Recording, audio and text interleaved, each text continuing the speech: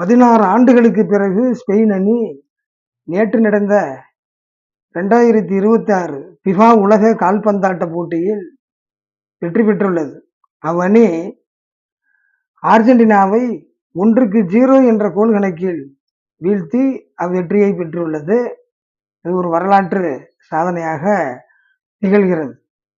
ஆரம்பம் முதலே இரு அணிகளும் கோல் எதுவும் போடாமல் மிகவும் கவனமாக தடுப்பு ஆட்டத்தில் ஈடுபட்டு போராடின. 90 நிமிடங்கள் வரை இரு அணிகளுமே கோல் எதுவும் போடவில்லை.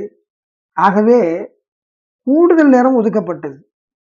106வது நிமிடத்தில் ஸ்பெயின் அணியின் டோரஸ் என்பவர் ஒரு கோல் அடித்து அவ்வணிக்கு வெற்றியை தேடித் தந்தார். ஆகவே ஸ்பெயின் அணி 2வது முறையாக உலக சாம்பியனாக திகழ்கின்றது.